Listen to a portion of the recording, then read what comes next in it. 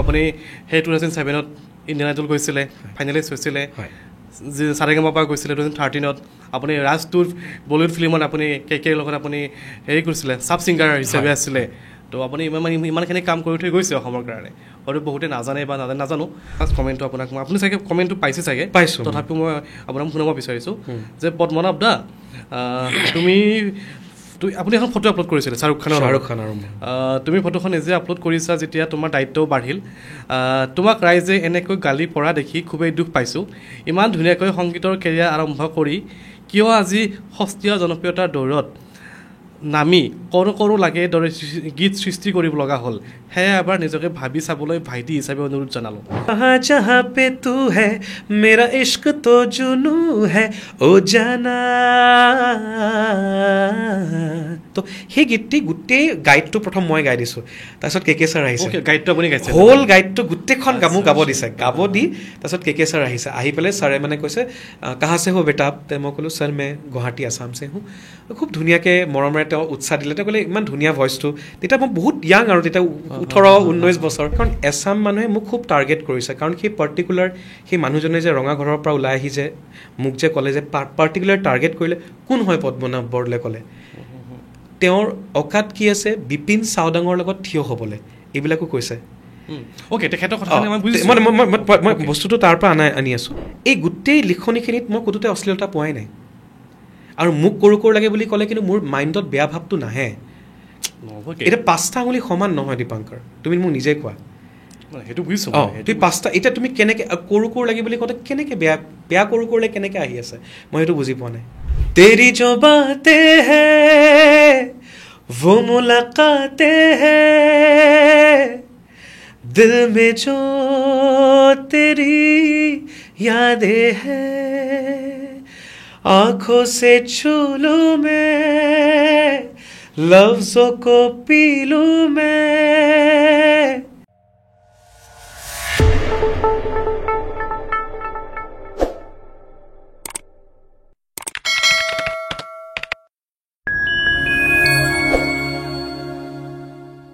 আপোনালোকে চাই আছে দীপাংকৰৰ সৈতে মোৰ podcast show' fulfil your dream podcast with Dipankar.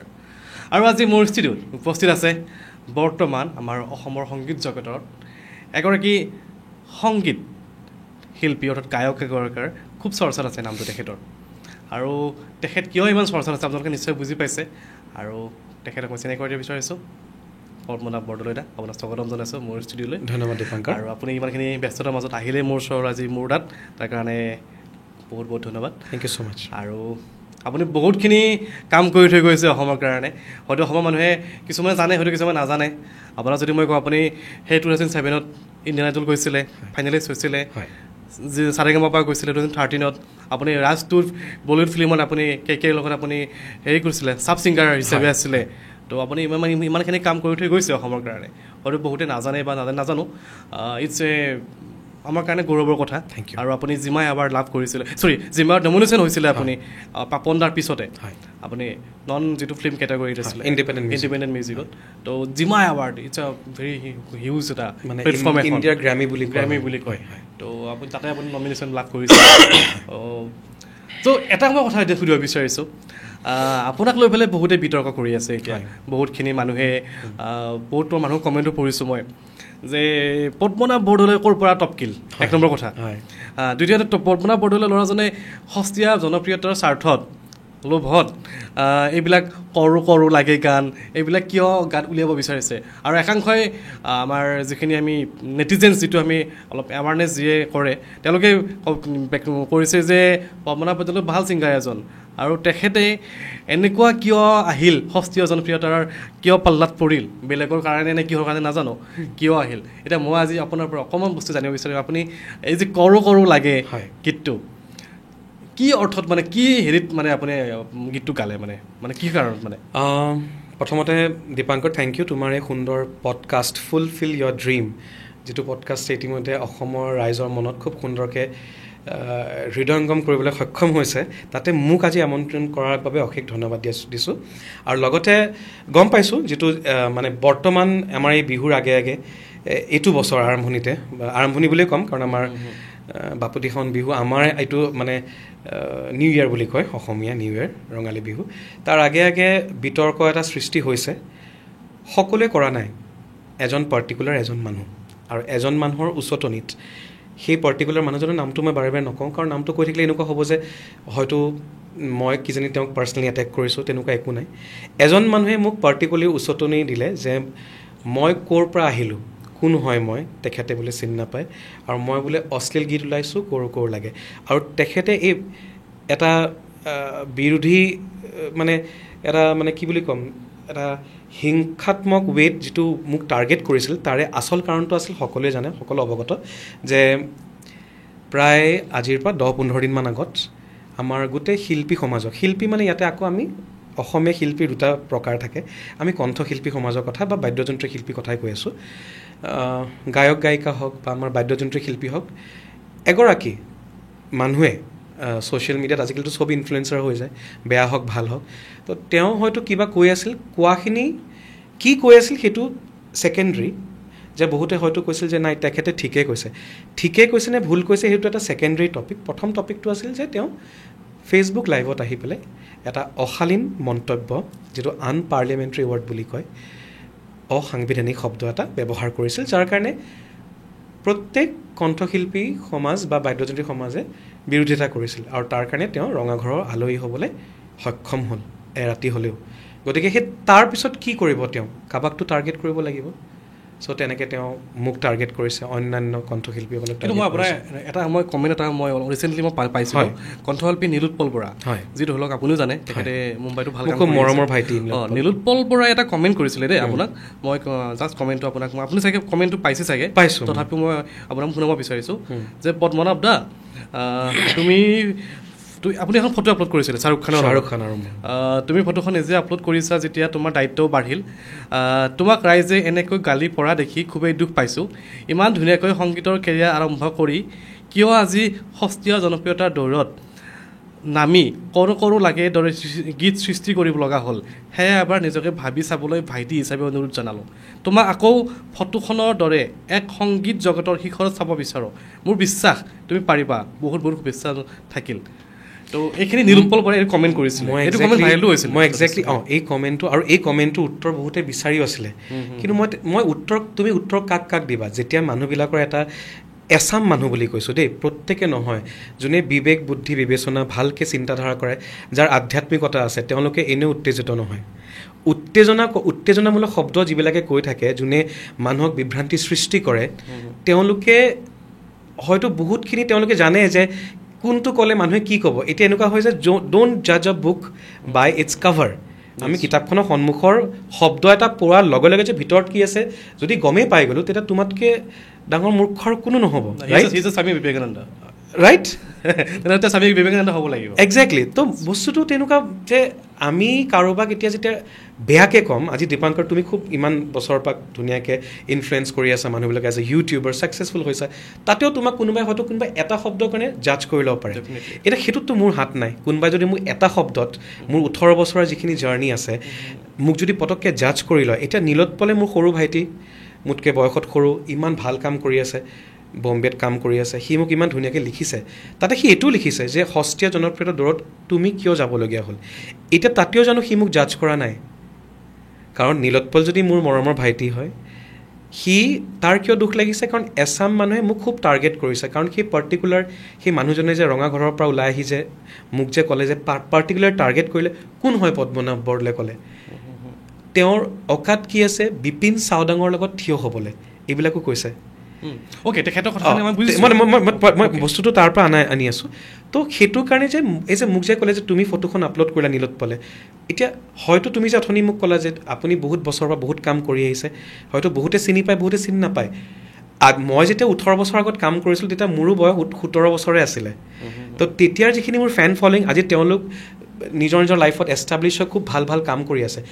মোতকৈ আজি যিখিনি 18 বছৰ সৰু চেঙিলাখিনি তেওঁলোকে হয়তো মোক চিনি নাপাব পাৰে তো তেওঁলোকে হয়তো এই মানুহজনক চিনি পাব পাৰে যিজন ইনফ্লুৱেঞ্চাৰ তেখেতক চিনি পাব পাৰে তেখেতে উচ্চতনিমূলক কথা কোৱাৰ কাৰণে আজি মোক যে ইমান বেয়াকৈ ক'বলৈ আহিছে সেই তাৰে এটা আনাদাৰ প্ৰভাৱ পৰিছে ছাপ'জ মোৰ ভাইটি নীলোৎপলে যিটো মোক ক'লে যে তুমি কিয় সোমালা সস্ত্ৰীয় জনপ্ৰিয়তাত এতিয়া মোৰ প্ৰশ্নটো আজি নীলোৎপলক আজি মই সকলোৰে আগত কৈছোঁ মোৰ মৰমৰ ভাইটি ইমান ভাল কাম কৰি আছে সিও জানিছে যে মই কিমানখিনি কাম কৰি আছোঁ ভাল কাম নে বেয়া কাম গতিকে সি যদি মোৰ ভিডিঅ'টো সম্পূৰ্ণৰূপে চালেহেঁতেন তেতিয়া চাগে তাতে সস্তীয়া শব্দ নাহেই কাৰণ গানৰ ফালৰ পৰা শব্দৰ ফালৰ পৰা বা আমাৰ ভিডিঅ'ৰ ফালৰ পৰা ক'তোতে তাতে অশ্লীলতা নাই এটা কৰো কৰো লাগে শব্দটোত যদি কোনোবাই কৈছে তেখেতে ডাবল মিনিং জানি বুজি দিছে কিন্তু তুমি যদি মোক এনেকৈ বা কোনোবাই যোনে মোক অলৰেডি সুধিছে মোকতো ডাইৰেক্ট পাৰ্চনেলি লগেই পোৱা নাই আজি যেনেকৈ মই মোৰ মনৰ কথাখিনি ব্যক্ত কৰিবলৈ পাইছোঁ খালি তেওঁলোকে ফেচবুক খোলে ইয়াক অমুকে ফালিছে ইয়াকো ফালোঁ সেইটো হৈছে এটা ছেডিষ্টিক মেণ্টেলিটি যিটো মানে আনৰ বেয়াটো দেখিলে ইয়াক আৰু অলপ বেয়াকৈ কোবাওঁ তেতিয়া বেছি ভাল লাগিব কাৰণ যিসকলে বেয়া বেয়া লিখি আছে তেওঁলোকৰ ঘৰতে চাগে কিমান প্ৰব্লেম কথাটো বুজি পাইছেনে মই খুব এটা আধ্যাত্মিক ৱেত ভেৰি স্পিৰিচুৱেল ৱেত মই কথাখিনি কৈছোঁ এতিয়া ইয়াতো কোনোবা হয়তো তোমাৰ ইয়াতে কমেণ্টত লিখিব পাৰে বৰ আধ্যাত্মিকতা ওলাইছে অশ্লীল গীত লিখিছে এতিয়া অশ্লীল গীত কেনেকৈ হ'ব যদি প্ৰপাৰ গোটেই মোৰ লিৰিক্সটো বুজি লয় ভালকৈ চাই মই 3টা শব্দত কৰোঁ লাগে তাতে বেয়া ক'ৰ পৰা ওলালে মই গীতত আছে মৰম কৰোঁ লাগে হয়তো খং কৰোঁ লাগে হ'ব পাৰে প্ৰেম কৰোঁ লাগে হ'ব পাৰে আৰু আছে কৰোঁ লাগে অভিমান এতিয়া তুমি যেতিয়া কাৰোবাক টাৰ্গেট কৰিছা যে ইয়াক বেয়াকৈ কমে তেতিয়া তোমাৰ কিবা উপায় আছেনে কিবা ৰিপ্লাই দি উপায় আছে মইতো ইমান মানুহৰ মুখ বন্ধ কৰিব নোৱাৰোঁ চ' মই বেচিকেলি এই গোটেইখিনি কথা যে মই ইমানখিনি যে ক'লোঁ চব ইণ্টাৰ ৰিলেটেড হৈ আছে তাৰমানে এজন মানুহে কেনেকৈ আনজন মানুহক মানে বদনাম দিবলৈ উঠিবহি লাগে আৰু ময়ো গম পাইছোঁ তেখেতে মোক ভালকৈ চিনি পায় মই কোন হয় তেওঁ এনেই উত্তেজনামূলক কথা কৈছে যে কোন হয় তেওঁ যেতিয়া মোক কাজিয়া লাগি পেলাই ক'লে বিপিন চাওদাং ওচৰত থিয় হ'বলৈ তেওঁৰ অকাদ নাই বিপিন দা মোৰ অগ্ৰজ হয় অসমৰ যিমানসকল শিল্পী ডাঙৰ হওক সৰু হওক সকলোকে মৰম শ্ৰদ্ধা কৰোঁ তেওঁলোকেও মোক মৰম পায় ভাল পায় মৰম শ্ৰদ্ধা কৰে গতিকে মই তেখেতক ৰিপ্লাই দিবলৈ শ্বাহৰুখ খানৰ লগত ফটোখন দিছিলোঁ যে হয়তো কোনোবাই চিনি নাপাব পাৰে মই কাৰ লগত থিয় হ'ম সেইটো মই কৰ্মৰে পৰিচয় দিছোঁ গতিকে তাতে নীলোৎপলে মোক তেনেকৈ লিখিছে সেই পষ্টটো ভাইৰেল হৈছে মই তাক একো বেয়া পোৱা নীলোৎপলক আৰু সিও জানে আৰু আজি মই ক্লিয়াৰ কৰিছোঁ আজি দীপাংকৰ তোমাৰ পডকাষ্টৰ জৰিয়তে যে তুমি যদি নিজেও চাইছা ভিডিঅ'টো তুমি গম পাবা যে তাতে কোনো অশ্লীলতা নাই এতিয়া মই যদি তোমাক কওঁ মন যায় জুবিনদাৰ মন যায় গীতটি টাইটেল ট্ৰেকটো যদি নামটো মন যায় কি মন যায় বাৰু তুমি ক'বা নেকি এইটো অশ্লীল বুলি কেতিয়াওতো অশ্লীল নহয় তা কৰোলৈকে কেনেকৈ অশ্লীল হ'ব তুমি মোক এবাৰ নিজে বুজাই দিয়াচোন কাৰণ তেনেকৈ হ'লেতো আমি পৃথিৱীখনত বহুত ভাষাৰ বহুত মিনিং আছে নহয় কিন্তু এটা কথা মই ক'ব বিচাৰিছোঁ আপোনাক দেই মন যায় শব্দটোত কিন্তু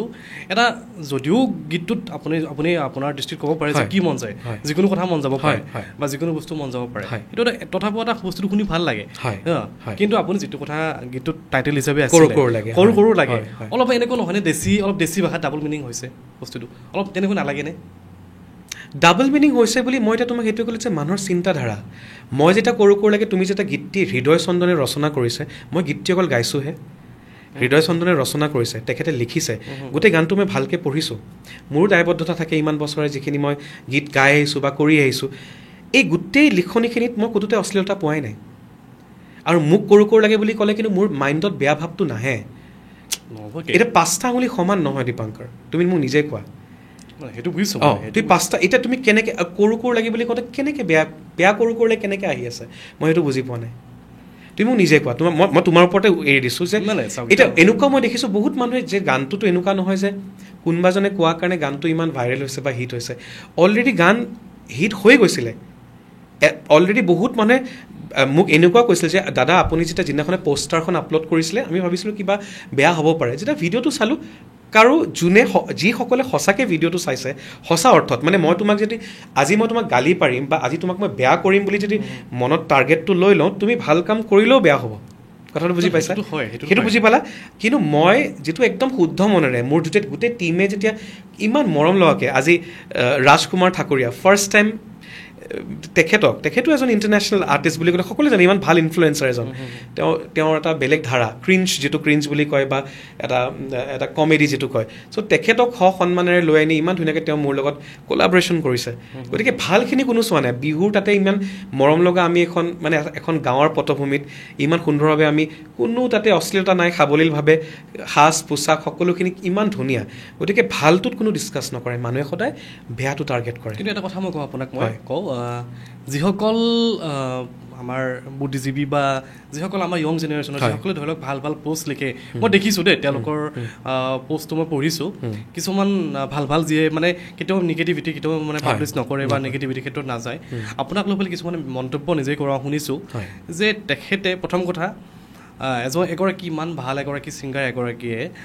কিয় আজি এই সৰু লাগে ডাবল মিনিঙৰ এটা গীত কিয় তেওঁ নিজেই গীতটো গোৱাৰ আগত এবাৰ কিয় ভাবি নাছিলে, এক নম্বৰ কথা। ছেকেণ্ডলি কৈছে যে তেখেতে এই ৰাজকুমাৰ ঠাকুৰীয়া যিজন তেখেত নো ডাউট ইজ এ ভেৰি, তেখেতক আজি ইণ্টাৰনেশ্যনেল ছিংগাৰো তেখেতক চিনি পায়। ত' তেখেতক যে গীতটোত অভিনয় কৰালে তাৰো এটা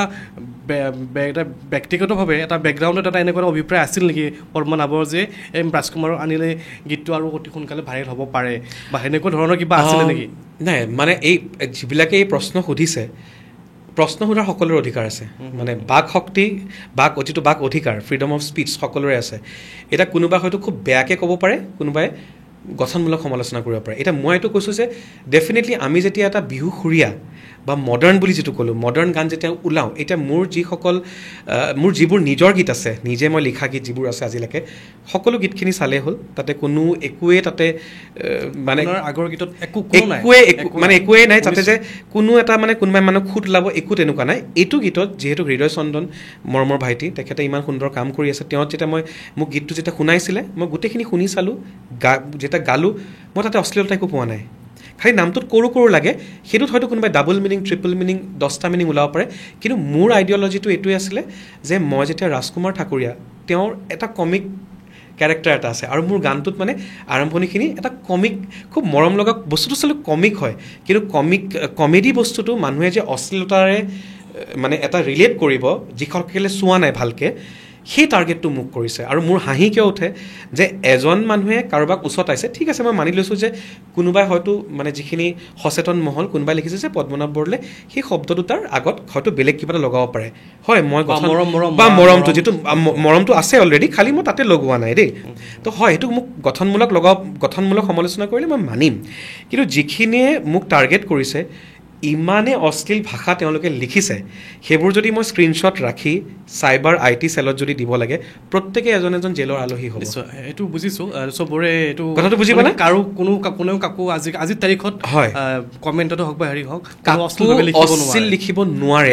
এতিয়া যিসকল, ঠিক আছে, এতিয়া যাৰ সচেতন মহল, যোনে বোলে সঁচাকৈ বেয়া পাইছে, মই গঠনমূলকভাৱে তেওঁলোকে সমালোচনা কৰিছে, ময়ো মানুহ হিচাপে ভুল হওক বা শুদ্ধই হওক, মানুহ হিচাপে মোৰো কোৱাটো অধিকাৰ যে মই কেনেকৈ নিজকে উত্থাপন কৰিম, যে মই এইখিনি কোনো মোৰ লগত ষ্টেণ্ড কৰা নাই, নালাগে, মই নিজে নিজৰ বাবে ষ্টেণ্ড কৰিব লাগিব, কথাটো কৈছোঁ মই। আৰু এনেকুৱাও নহয় যে জোৰ জবৰদস্তি মই এটা কণ্ট্ৰভাৰ্চি ক্ৰিয়েট কৰিছোঁ আৰু সেইটো কাৰণে মোক ভিউজ লাগে, সেইটো কাৰণে ভিউজ হোৱাই নাই। ভিউজ গানটো মানুহে ভাল পাইছে। এতিয়া এই মানুহগৰাকী যেতিয়া মোক পাৰ্চনেলি টাৰ্গেট কৰিছে, তেতিয়া মানুহবিলাকে মোক গালি দিছে। আৰু মই গালি দিয়া গোটেইবোৰ মেক্সিমাম মানুহৰ মই চাইছোঁ, তেওঁলোকৰ প্ৰফাইল খুলি চাইছোঁ, মোৰ টীম আছে, তেওঁলোকে খুলি চাইছে, চব ফেক প্ৰফাইল।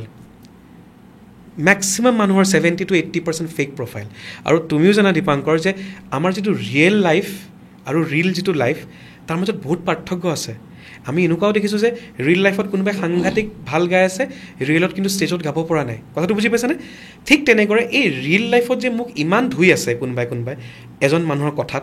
এনেকুৱাতো হ'ব পাৰে সেইখিনি গোটেই সমাজৰ 90% মানুহ নহ'বও পাৰে, 0.09% হ'ব পাৰে। তথাপিও মই আপোনাক এটা কথা সুধিব বিচাৰিছোঁ, কোনোবা ব্যক্তিয়ে আপুনি যাক শ্ৰদ্ধা কৰে বা আপুনি যাক অন্তৰৰ পৰা মানে, তেনেকুৱা কোনোবা ব্যক্তিয়ে আপোনালৈ ফোন আহিছিল নে যে পদ্মনাভ ভাইটি, তুমি এই গীতটোৰ হেৰিত তুমি এই সৰু লাগে শব্দটো কিয় ইউজ কৰিছা বা তুমি কিয় কৰিছিলা, কিবা এনেকুৱা কাৰোবাৰ কিবা এনেকুৱা ধৰণৰ কথা শুনিবলৈ পাইছিল নে? নাই পোৱা আজিলৈকে। মই কথাটো সেইটোৱে যে মানে ইনষ্টাগ্ৰাম হওক বা ফেচবুকত হওক ছ'চিয়েল মিডিয়াত যিটো টুলপ্ৰা সৃষ্টি কৰিছে যিটো ভিউজৰ এটা খেল যে মানে কি ব্ৰেকিং আহিছে কি ভাইৰেল আহিছে অমুকে অমুকক ধুইছে ছ'চিয়েল মিডিয়াখন খালি সেইটোৱে চলি আছে যে অমুকে অমুকক ধুইছে কোনো ভাল গঠনমূলক তাতে আলোচনা নহয় গঠনমূলক আলোচনাত 2টা ভিউজ আহে যেতিয়া এইটো আনটো গালি পাৰে লাখ কোটিটা ভিউজ আহে ৰাইট মোক কোনো সচেতন মহলৰ বা কোনো এনেকুৱা মানুহে যিসকল এতিয়া মই ভাল যিখিনি মই অগ্ৰজ শিল্পী আছে কাৰোবাৰ ঘৰত মই এইখিনি সময়তে মই কিবা কৰ্মৰ সূত্ৰে বহুত জাগাত গৈছোঁ কোনো মোক তেনেকৈ কোৱা নাই যে কিয় তুমি বেয়া কৰিছা কাৰণ তাতে বেয়া কৰিব লগা একো নাই কাৰণ তেওঁলোকে গানটো শুনি চালে নহয় যদি বোলে মই গানটোৰ ভিতৰত যদি কিবা অশ্লীলতা দিলোহেঁতেন তেতিয়া মোৰ দুখ হ'লে মই মানিলোহেঁতেন কিন্তু একো তাতে অশ্লীলতা নাই গতিকে কৰো লাগে শব্দটোত যদি কাৰোবাৰ প্ৰব্লেম আছে গঠনমূলকভাৱে যদি কোনোবাই মোৰ লগত কিবা সমালোচনা কৰিছে তাৰ বাবে মই ভালকৈ কথা পাতি মই বহুতক এনেকৈ ৰিপ্লাইও দিছোঁ ছ'চিয়েল মিডিয়াত যে হয় আপুনি হয়তো ভাবোঁতে ভুল ভাবিছে কিন্তু তেনেকুৱা একো নাই কাইণ্ডলি গীতটি চাব এবাৰ আৰু চোৱাৰ পিছত যদি বেয়া লাগিছে তথাপি আমাক জনাওক কিন্তু মোৰ তাৰ কোনো উদ্দেশ্য নাই যে মই অশ্লীলতা বিয়পাম কাৰণ তুমি কি ভাবিবা তোমাৰ ইণ্টাৰপ্ৰিটেশ্যনত মোৰ হাত আছে জানো নাই কিন্তু কোনোবা এজনে উচতনি দিলে বুলিয়ে যে মই উল্টাই তোমাক মানে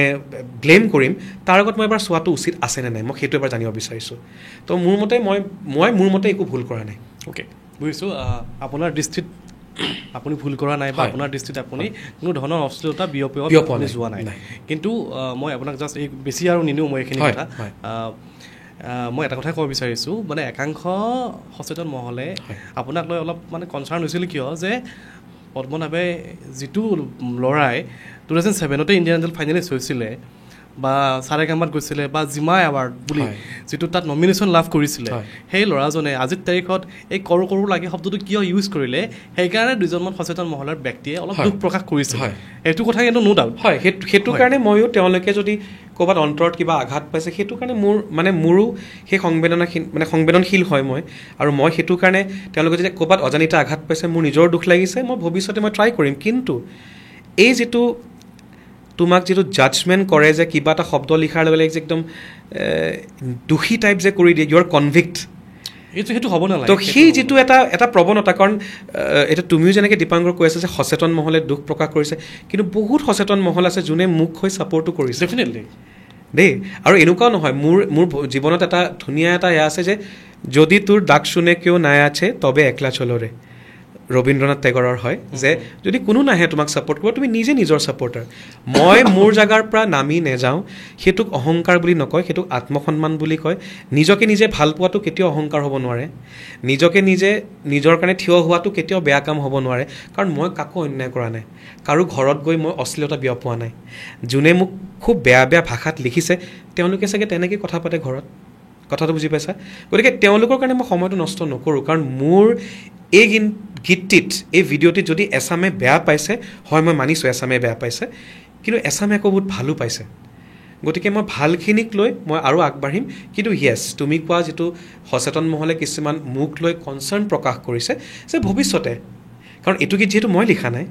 মোৰ লিখনিৰ গীতবোৰ সকলোৱে যোনে শুনা নাই তেওঁলোকে শুনক এইটো গীত মোৰ ভাইটি এজনে লিখিছে ভৱিষ্যতে তেওঁ খুব সুন্দৰ লিখিছে ভৱিষ্যতেও মই এইটো চাম যে যিটো টাইটেল মই টাইটেলত আৰু কিমান ধুনীয়াকৈ লিখিব পাৰোঁ বা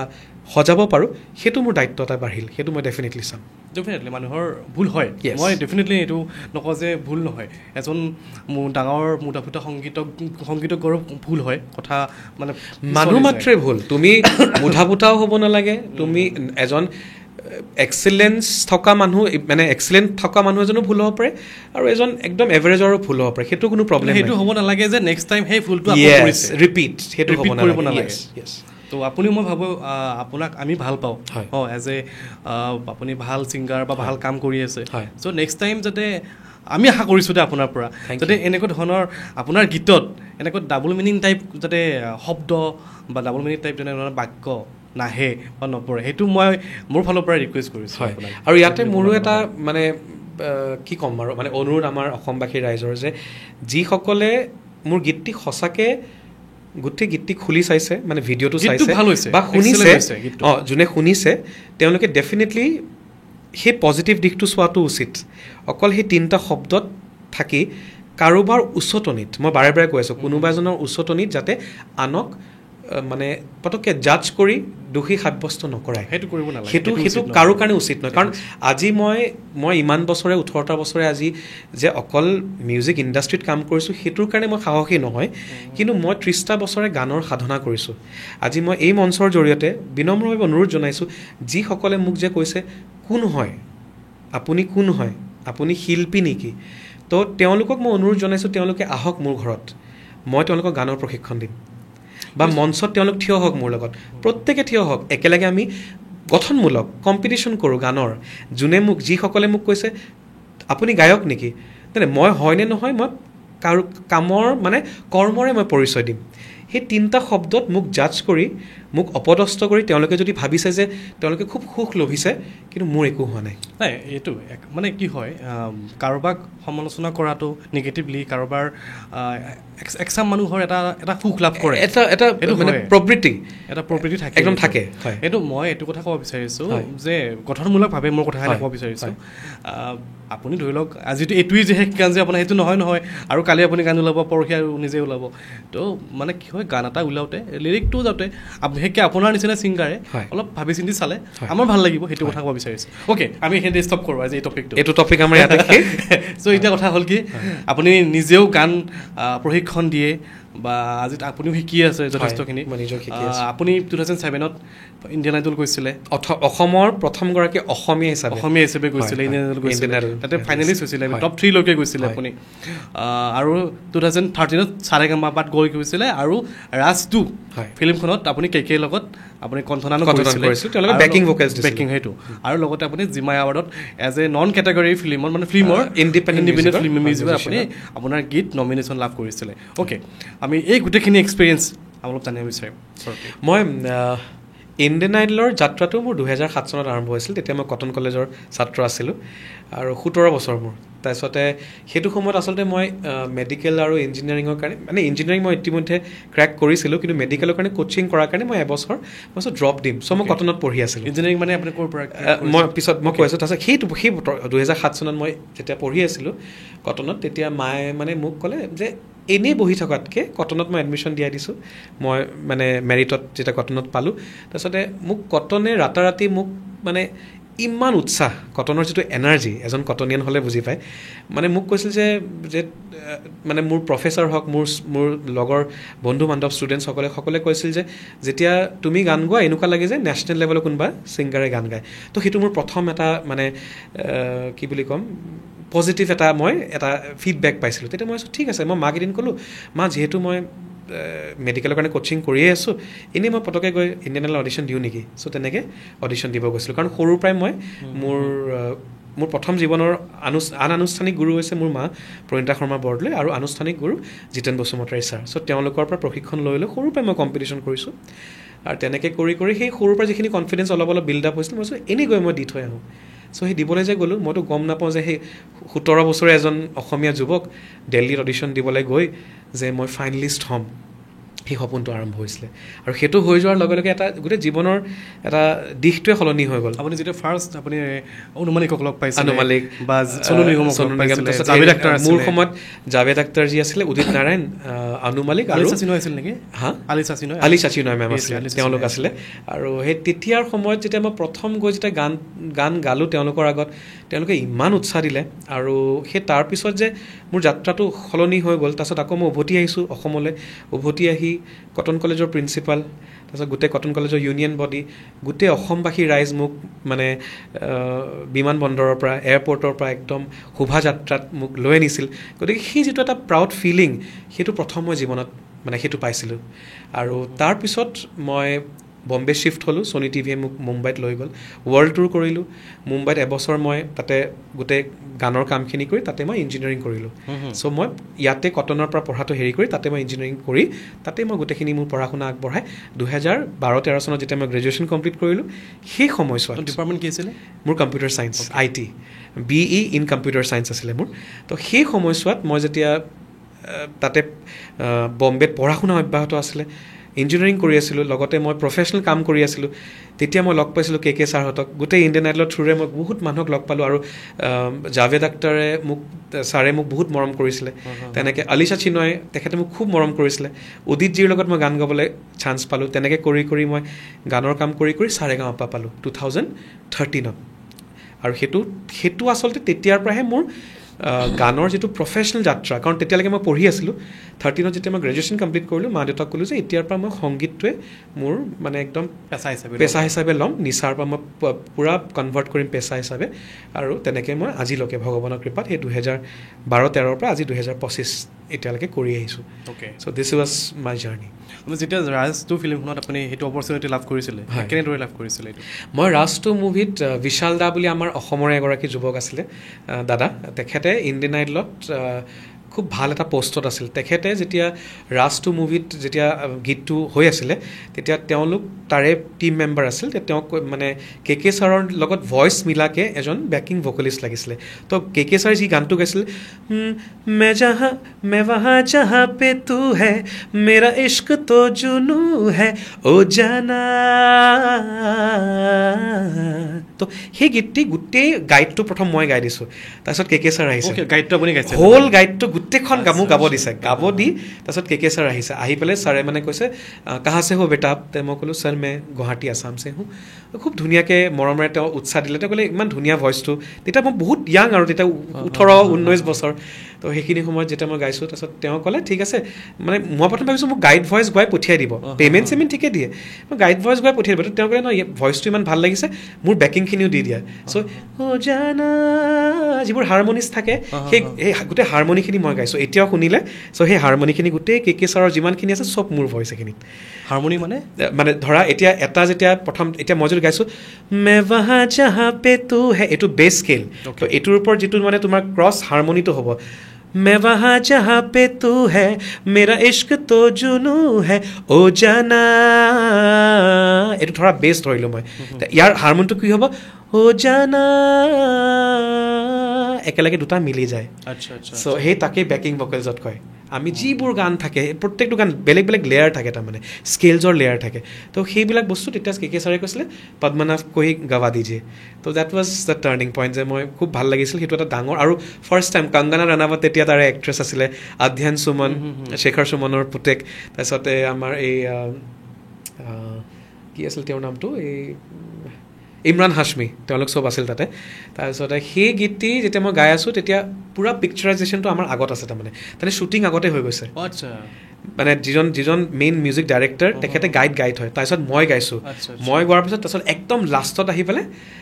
কে ছাৰে গাইছে তো সেই প্ৰচেছটো মই প্ৰথম দেখিছিলোঁ তো তেনেকুৱা সেইটো এটা খুব ভাল অভিজ্ঞতা আছিলে তেনেকৈ তাৰপিছত আৰু মানে কি বলিউড ফিল্মৰ কাৰণে অফাৰ অহা নাছিল নে মই তাৰপিছত মই সাৰেগামাপা পালোঁ সাৰেগামাপাত মই আপুনি সাৰেগামা তাৰমানে ফাৰ্ষ্ট মই ইণ্ডিয়ান আইডলৰ পিছত মোৰ পঢ়া শুনা আৰম্ভ হৈ গৈছিলে তাৰ পিছতে মই ৰাজ 2 মুভিত গান গালোঁ আৰু তাৰ পিছতে মই সাৰেগামাপা ফাইনেলিষ্ট হ'লোঁ সেই সাৰেগামাপাৰ যাত্ৰা যেতিয়া আৰম্ভ হ'ল তেতিয়া মোক সাজিদ ৱাজিদ ছাৰ যি দুগৰাকীক চবেই চিনি পায় তেওঁলোক মানে সলমান খানৰ একদম মেইন কেম্পৰ বুলি ক'লেও ভুল নহ'ব আৰু আগৰ দিনত তেওঁ সেই সোনু নিগমৰ যিমানবোৰ ভাল ভাল গান সোনু নিগমৰ চব তেওঁলোকে কম্প'জ কৰিছিলে তো গতিকে সেই তেওঁলোক দুজন লেজেণ্ডৰী আৰ্টিষ্টৰ লগত মই এবছৰ ৱৰ্ল্ড টুৰ কৰিবলৈ চান্স পালোঁ গানৰ কাম আৰম্ভ কৰিলোঁ তেওঁলোকৰ লগত তাৰপিছত মই তাতে তেতিয়া জেকি শ্ৰফ ছাৰ আৰু তেখেতৰ পুত্ৰ টাইগাৰ শ্ৰফক তেতিয়া মানে সেই সময়ছোৱাত তেওঁক লঞ্চ কৰিব 2013-14-15 সময়খিনিত তো তাৰ কাৰণে আমি বহুত প্ৰজেক্ট আমি আৰম্ভ কৰিছিলোঁ কিন্তু দুৰ্ভাগ্যক্ৰমে 2014-15 মানে 14ত মোৰ দেউতা ঢুকাল চ' সেইটো কাৰণে মই বম্বেৰ গোটেইবোৰ কাম যিমান হাতত মোৰ বলিউডৰ কাম আছিল চব এৰি থৈ গুচি আহিলোঁ কাৰণ মোৰ মাক মই ছাপৰ্ট কৰিব লাগে মাৰ কাৰণে আজি মই ইমানখিনি হৈছোঁ গতিকে মা যেতিয়া অকলশৰীয়া মই গোটেই মোৰ কামখিনি এৰি মই অসমলৈ উভতি আহিছিলোঁ গুৱাহাটীলৈ উভতি আহিছিলোঁ অ'কে এতিয়া বম্বেলৈ আহেনে কিবা অফাৰ বম্বেৰ পৰা আজিকালি মই যিটো সময়ত বম্বেত কাম কৰিব গৈছিলোঁ সেইটো হৈছিল 18 বছৰ আগত ৰাইট এতিয়া যোৱা এই লকডাউনৰ পিছৰ পৰা 2020 চনৰ পৰা বম্বে হওক পৃথিৱীৰ যিটো কোনোতে নহওক কামৰ প্ৰচেছটো সলনি হ'ল মই গুৱাহাটীত বহিও মুম্বাইত কাম কৰিব পাৰোঁ গতিকে এতিয়া মই প্ৰপাৰ নিজৰ মাতৃভূমিতে আছোঁ ইয়াতে থাকি মই বম্বে হওক দিল্লী হওক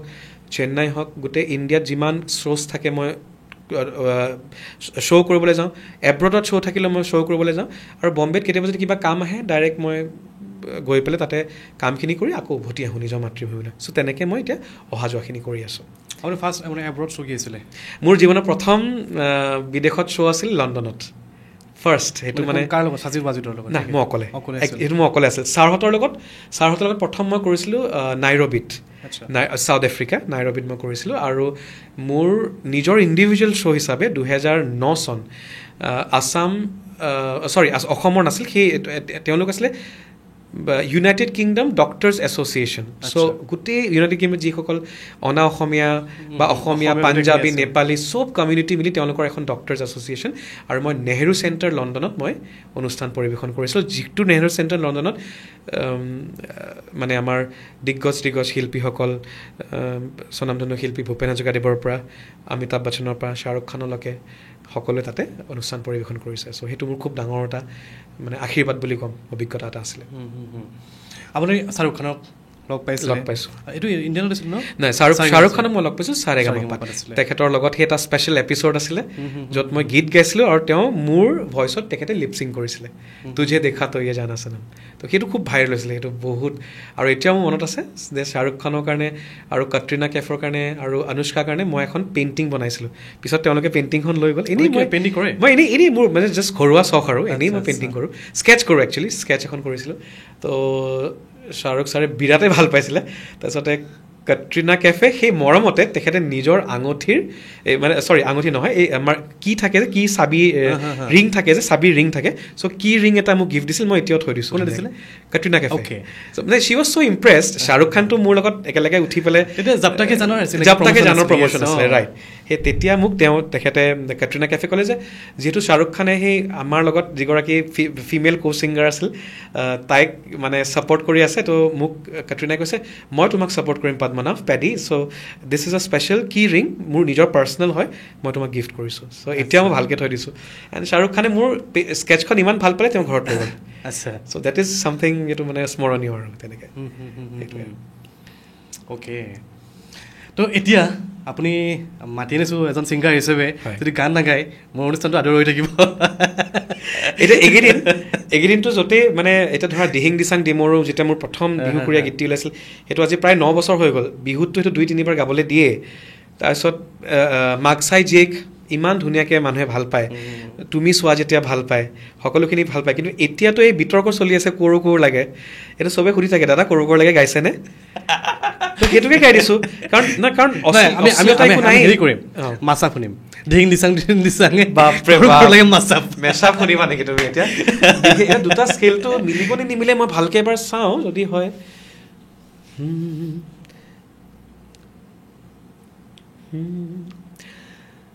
বুকুৰে কথাবোৰ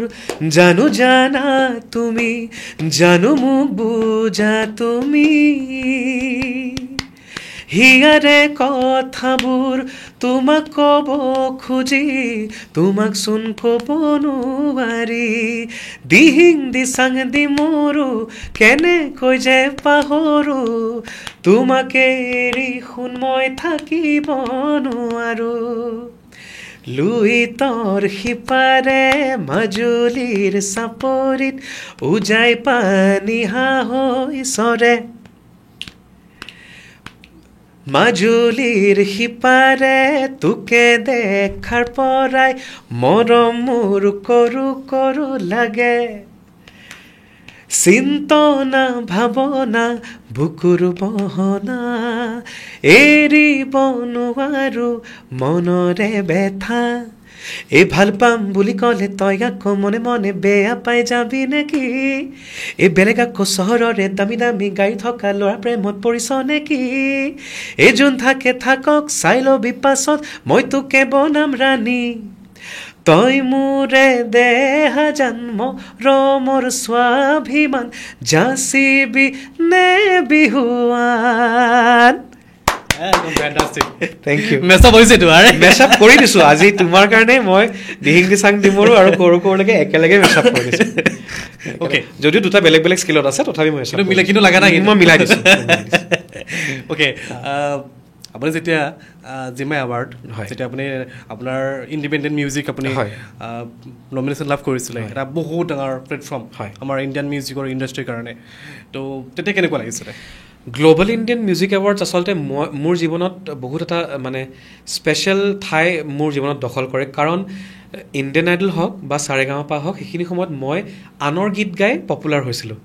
কিন্তু গ্ল'বেল ইণ্ডিয়ান মিউজিক এৱাৰ্ডছে মোক প্ৰথম মোৰ নিজৰ গীতৰ কাৰণে মোৰ জীৱনৰ যিটো প্ৰথম হিন্দী গীত তেৰি জো বাতে হে সেই গীতটিৰ কাৰণে মোক বেষ্ট ডেবিউটাণ্ট ছিংগাৰ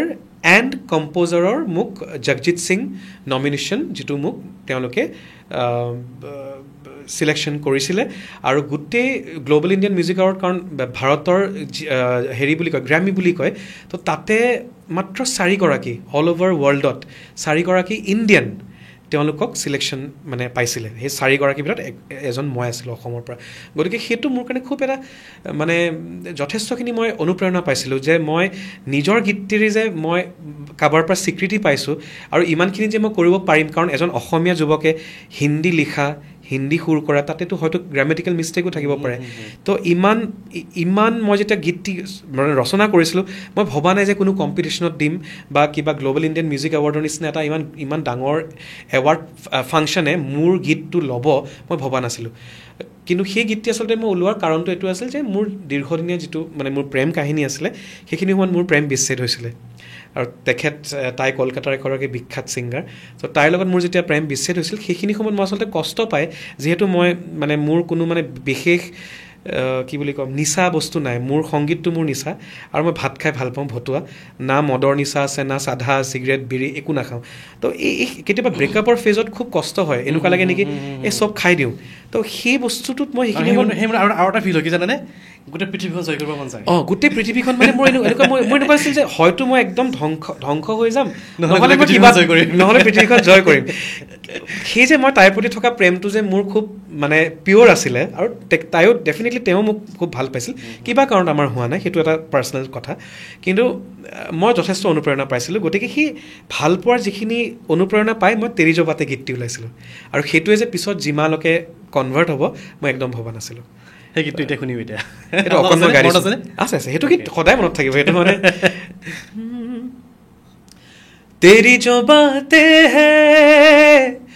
वो मुलाकाते हैं दिल में जो तेरी यादें हैं आंखों से छू लूं मैं लफ्जों को पी लूं मैं तेरी हर गमों को सह लूं मैं तेरी जो बातें हैं ফেণ্টাষ্টিক মই এটা কথা সুধিছোঁ আপুনি যেতিয়া সেই ইণ্ডিয়ান আইডল সেই সময়খিনিত হয় এটা বস্তু দেখিবলৈ পাইছোঁ আমি যেতিয়া ধৰি লওক সাৰেগামা ৰিয়েলিটি শ্ব' হয় ইণ্ডিয়ান আইডল হওক সাৰেগামাই হওক যেতিয়া ধৰি লওক কোনোবা ছিংগাৰ ফাইনেলিষ্ট হয় বা কোনোবা সেই প্লেটফৰ্মখনলৈকে যায় হয় তাৰপিছত সেই ছিজনটোলৈকে তেওঁৰ ফেমটো থাকে বা নামটো থাকে কমপ্লিটলি নোহোৱা হৈ যায় হয় একেবাৰে মানে কমপ্লিটলি নোহোৱাই হৈ যায় হয় এইটো ইয়াৰ কাৰণটো কি মানে যিটো তুমি প্ৰশ্ন সুধিছা এইটো মানে বহুতখিনি ইয়াত দুটা ছাইড আছে আকৌ এটাটো হৈছে হয় ঠিক কথা কাৰণ আমি যেতিয়া ৰিয়েলিটি শ্ব'ত খুব কষ্ট কৰি এগৰাকী প্ৰতিযোগী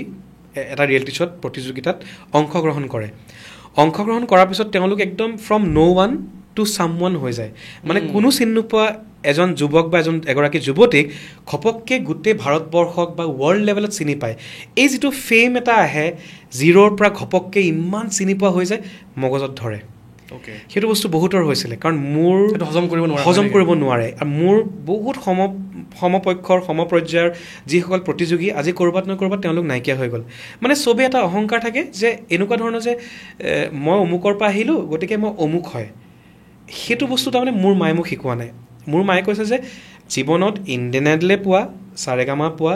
গ্ৰেমিয়ে পোৱা বা জিমাই পোৱা বা ফিল্মফেয়াৰে পোৱা বা অসমৰ যি গৌৰৱ এৱাৰ্ডে নোপোৱা কিয় সেইবিলাকে তোমাৰ কৰ্মটো ধাৰ্য নকৰে আজি মই এৱাৰ্ড নাপালেও যদি মই কষ্ট কৰি আছোঁ মোক লক্ষী সৰস্বতীয়ে মোক আশীৰ্বাদ দিব গতিকে এৱাৰ্ড এটাই বা এটা প্লেটফৰ্মে মানুহক যাতে অহংকাৰ নহয় সেই বস্তুটো মায়ে মোক শিষ্টাচাৰ সৰুৰ পৰাই দি আহিছে গতিকে ক'ৰবাত মই নিজকে ভাবোঁ যে এই 18টা বছৰ যে মোক কোনোবাই এতিয়া এই যে আজি যিটো কণ্ট্ৰভাৰ্চি হৈছে তাতেও যে বহুতে যে কয় কোন হয় মই চিনি পোৱা নাই নেপালেও নাই মই নতুনকৈ নিজকে চিনাকি দিবলৈও মই সাজু কাৰণ মোৰ হাতত আছে মোৰ কষ্ট যে মই আজি 18 বছৰ আগত কি গাইছিলোঁ আৰু এতিয়া কি গাই আছোঁ তাতে যদি মই বেয়া গাবলৈ আৰম্ভ কৰিছোঁ তেতিয়াহ'লে হয় সেইটো মোৰ মানে কি বুলি ক'ম সেইটো মোৰ দুখ হ'ব সেইটো মোৰ ভুল হ'ব কিন্তু মই যদি সেই 18 বছৰ আগত কি গাইছিলোঁ আৰু এতিয়া কি গাই মানে তাতকৈ যদি 1% মই ইম্প্ৰুভ কৰিছোঁ মোৰ কাৰণেতো ইম্প্ৰুভমেণ্ট আৰু সেইটো কাৰণে আজি হয়তো কোনোবাই মোক পদ্মনাভ বৰদলৈ ইণ্ডিয়ান আইডল বুলি চিনি পায় কাৰণ অসমৰ বাহিৰত মোক ইণ্ডিয়ান আইডল ফাইনেলিষ্ট বুলি জানে সাৰেগামাপা বুলি জানে যিসকলে জানে আৰু যিসকলে নাজানে তেওঁলোকে পদ্মনাভ বৰদলৈ ইণ্ডিপেণ্ডেণ্ট আৰ্টিষ্ট বুলি জানে গতিকে মোৰ নিজৰ গানেৰো যিখনে পৰিচয় আছে আৰু যাৰ পৰিচয় নাই হয়তো মই আকৌ মোৰ গীতেৰে তেওঁলোকৰ আগত পৰিচয় দাঙি ধৰিম গতিকে সেই যাৰ অহংকাৰটো আহি যায় যে মই ইণ্ডিয়ান আইডল মই উইনাৰ মইতো কোনো এটা ৰিয়েলিটি শ্ব'ত উইনাৰ হোৱা নাই আৰু উইনাৰবিলাকৰো যথেষ্ট অহংকাৰ আহে সেইকাৰণে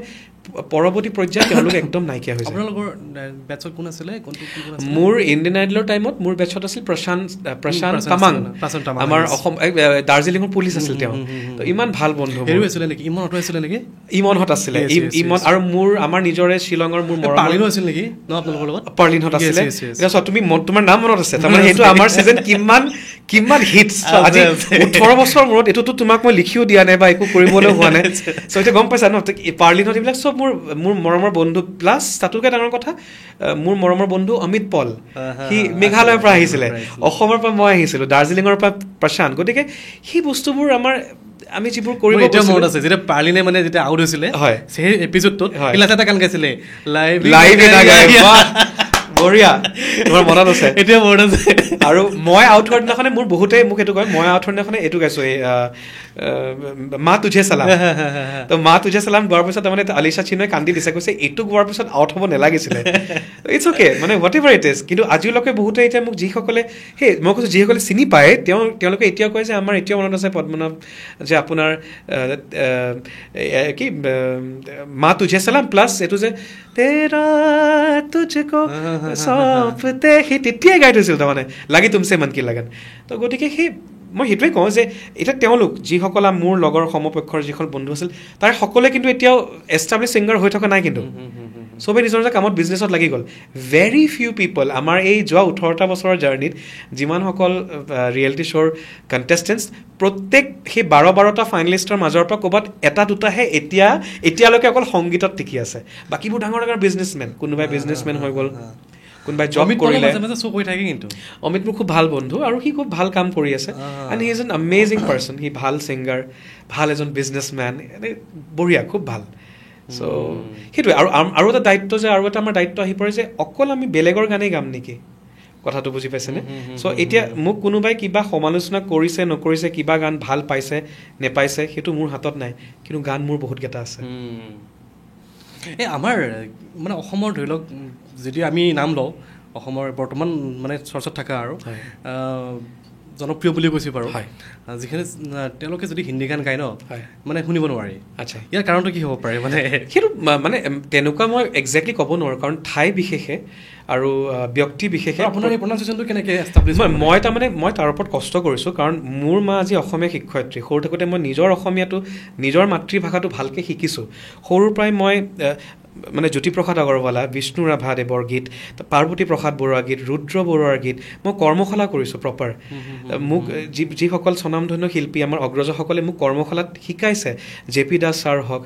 খগেন মহন্ত ডাঙৰীয়া হওক বৰ্তাহঁত হওক মনোজ্যোৎস্না মাহীহঁত হওক প্ৰত্যেকে মোক গীত শিকাইছে মায়ে মোক লৈ গৈছে মোৰ গুৰুহঁতে হওক প্ৰত্যেকে শিকাইছে সেইবোৰ শিকাৰ পিছত মই যিহেতু মহৰ্ষি বিদ্যা মন্দিৰ সংস্কৃতত প্ৰাধান্য আছিলে হিন্দীত প্ৰাধান্য আছিলে অসমীয়াটো মই ৰাখিছোঁ আৰু লগে লগে সমান্তৰালভাৱে বেলেগ ভাষাটো মই বহুত কষ্ট কৰিছোঁ গতিকে মই যেতিয়া হিন্দীটো গাওঁ তেতিয়া বহুতে কাৰণ অনু মালিক ছাৰহঁতে শুনোতে কৈছিল যে জব আপ হিন্দী গাতে हो तो लगता नहीं है कि आप आप नॉन हिंदी स्पीकिंग लोग हो এনেকৈ সুধিছিলে तो मैं बोलूँ नहीं सर ऐसा कुछ नहीं है मैं प्रॉपर गुवाहाटी आसाम से ही हूँ और मुझे ठीक से हिंदी बोलना आता भी नहीं है কিন্তু গাঁৱতে মোৰ সেইটো মানে MTIটো নোলায় মাদাৰ টাং ইনফ্লুৱেঞ্চটো এইটো মোৰ নোলায় বুলি তেওঁলোকে মোক কৈছিলে গতিকে সেইটো কাৰণে চাগে সেইটো মই নিজে কষ্ট কৰিছোঁ আৰু মই ভাবোঁ যে আমাৰ অসমৰ বহুত সংখ্যক জনপ্ৰিয় কণ্ঠশিল্পীয়ে যিসকলে কষ্ট কৰিছে ডেফিনেটলি প্ৰত্যেকটো ভাষাতে ভাল গাব হয় কিছুমানৰ নাহিব পাৰে হয়তো কষ্ট কৰিলে আহি যাব মানে কিছুমান অকণমান আমাৰ সেই মাদাৰ টাং ইনফ্লুৱেঞ্চ এটা যিটো MTR বুলি কয় এটা মাদাৰ টাং ইনফ্লুৱেঞ্চ থাকে MTI বুলি কয় চ' সেইটো অকণমান আহি যায় আৰু মোৰো ক'ৰবাত হয়তো আহিছিলে কিন্তু মই বহুতখিনি কষ্ট কৰিছোঁ তাৰ ওপৰত অধ্যয়ন কৰিছোঁ মই সেইটোৱে বুজিছোঁ আপুনি বহুত বহুতলৈ গীতত পৰিৱেশ কৰিছে কণ্ঠনা কৰিছে চাগে ন মানে কি কৈছে কেইটামান গীতত আপুনি কি লেংগুৱেজত আপুনি মই লেংগুৱেজ প্ৰথমটো মই একদম সৰু থাকোঁতে মই ভাৰতীয় শাস্ত্ৰীয় সংগীতৰ মই প্ৰশিক্ষণ লৈছোঁ মোৰ জিতেন বসুমতাৰী ছাৰৰ পৰা তেখেতৰ পৰা শ্ৰদ্ধাৰ তেওঁৰ পৰা মই প্ৰশিক্ষণ ল'লোঁ পিছলৈকে মই A.R. ৰেহমান ছাৰৰ ইনষ্টিটিউটৰ পৰা পিটাৰ ছাৰ আছিল তেওঁৰ পৰা মই ৱেষ্টাৰ্ণ ক্লাছিকেলৰ চেন্নাইত নাই কৰা মুম্বাইতে মই কৰিছিলোঁ তেখেতৰে এজন গুৰু আছিল পিটাৰ ছাৰ তেওঁৰ পৰা মই এটা ৱৰ্কশ্বপ কৰিছিলোঁ ছমহীয়া সেইটো এটা কৰিছিলোঁ আৰু প্ৰশ্নটো কি আছিল মই মানে আপুনি কি লেংগুৱেজত সেই তেতিয়া মই যেতিয়া সেই প্ৰশিক্ষণখিনি মই কৰি আছিলোঁ লৈ আছিলোঁ মই প্ৰশিক্ষণ যেতিয়া লৈ আছিলোঁ তেতিয়া মই বিভিন্ন ভাষাৰ যিহেতু বম্বেত আছিলোঁ মই মাৰাঠী ভাষা গাবলৈ চেষ্টা কৰিছিলোঁ মই নেপালী ভাষা বেংগলী আমাৰ অসমীয়া অলমষ্ট চিমিলাৰ তাৰপিছত মই কানাডা মোৰ নিজৰ নতুন গীত এটাও আছে তুমি মোৰ প্ৰহেলিকা সেই গীতটি তুমি মোৰ প্ৰহেলিকা একদম নতুনকৈ ওলাইছে প্ৰহেলিকা তুমি হৃদয়ৰে ৰাগিনী দুচকুৰে তৰা সুবাসেৰে ভৰা मन बावरी सी पल दिल में उठी लहर भरे मोर नैना লাগে নাহি চেনা এইকাৰণে মই গাই দিছোঁ সেই গীতটিত 3টা ভাষা লৈছোঁ মই অসমীয়াও নিজে লিখিছোঁ হিন্দীখিনিও নিজে লিখিছোঁ আৰু কানাডা যিটো সাউথ ইণ্ডিয়ান ভাষা কানাডা ভাষাটো যিগৰাকী সাউথ ইণ্ডিয়ান শিল্পীয়ে মোৰ লগত গাইছে তেখেতক মই ট্ৰান্সলেট কৰিব দিছোঁ চ' মই সেইটো ভাষাটো গালোঁ গতিকে তেনেকৈ বিভিন্ন ভাষাত মোৰ গান গাবলৈ এটা মানে সৰুৰ পৰা এটা মানে মানসিকতা আছিল যে মই বেলেগ ভাষাও শিকিম প্ৰথম নিজৰ ভাষাটোত দক্ষতা আনিম তাৰপিছত মই বেলেগ ভাষা শিকিম বুজিছোঁ যেতিয়া যিহেতু ধৰি লওক মেইন ষ্ট্ৰীমত এতিয়া চলো চং যিহেতু চলি আছে আপোনাৰ এনেকুৱা প্লেন নাই নেকি আৰু অলপ হিন্দীতে চলো চং উলিওৱা অনেষ্টলি স্পিকিং দীপাংকৰ সপোন সদায় কয় নহয় যে dream bigger to achieve big বুলি কয় মানে ড্ৰিমটো আমাৰ সদায় বহুত ডাঙৰ হ'ব লাগে মইতো সপোন বুলি ভাবিলেতো মই ভাবোঁ যে মই গ্ৰেমি পাম চ' গ্ৰেমি বুলি কাৰণ গ্ৰেমি হৈছে সংগীতৰ জগতৰ চবতকৈ টপ মষ্ট এৱাৰ্ড কিন্তু সেই গ্ৰেমি পাবলৈ হয়তো মই মানে ডেইলি এটা সৰু ষ্টেপ হয়তো মই নিজৰ স্থানত নিজৰ যিখিনি লোকেল এৰিয়া মই তাতেই তাৰ পৰাই বা ঘৰত যে গাই আছোঁ সেইটোৰ পৰাই আৰম্ভ কৰিব লাগিব গতিকে মোৰ সপোন বহুত আছে কিন্তু মই কষ্ট কৰি গৈ আছোঁ হ'বনে নহয় সেইটো মোৰ হাতত নাই কিন্তু মই ট্ৰাই কৰি গৈ আছোঁ কিন্তু এটা কথা মই ক'ব লাগিব যে যেতিয়া মই অসম ঘূৰি আহিলোঁ এনেকুৱা কোনোৱে মোক ক'ব নোৱাৰে যে তেওঁ ভাৰতৰ মানে নেশ্যনেল প্লেটফৰ্মত হিন্দী গান গাই তেওঁ গায়ব হৈ গ'ল সেইটো মোক কোনো ক'ব নোৱাৰে যোৱা ইমানটা বছৰ যদি ইউটিউব খুলি চাই ছ'চিয়েল মিডিয়া খুলি চাই প্ৰত্যেক বছৰে মই নিজৰ গীত ৰচনা কৰি গৈ আছোঁ ভাল বেয়া বিবেচনা কৰা ৰাইজৰ হাতত কিন্তু মই মোৰ কৰ্ম কৰি গৈ আছোঁ আৰু এতিয়া সমান্তৰালভাৱে কাৰণ মাজতে লকডাউন হোৱাৰ কাৰণে বহুত বছৰ আমাৰ বম্বেৰ কানেকশ্যনটো কমিছিলে এতিয়া নতুনকৈ মোৰ আকৌ মুম্বাই কানেকশ্যনবোৰ আৰম্ভ হৈছে চ' তাতে মই নিজৰ প্ৰজেক্টছবোৰ আৰম্ভ কৰিছোঁ যেতিয়াই ৰিলিজ হোৱা সময় হ'ব তেতিয়া মই ৰাইজক ডেফিনেটলি বা ভাল প্লেটফৰ্মৰ জৰিয়তে মই ডেফিনেটলি ৰাইজক অৱগত কৰাম যেতিয়া চাৰেগামাৰ পৰা পুৰণি যিখিনি কণ্টেষ্টেণ্ট বা ইণ্ডিয়ান আইডলৰ মাজে মাজে তেওঁলোকে ইনভাইট কৰে হয় ভাল লাগে এতিয়া দেখে পাওঁ কিছুমানক মানে আমাৰ মেণ্টৰ যে মাতে ওপৰত যে মানে থাকেই বাৰু সেইটোতো থাকে তাৰপিছতো কিছুমান স্পেচিয়েল এপিছডত ইনভাইট কৰে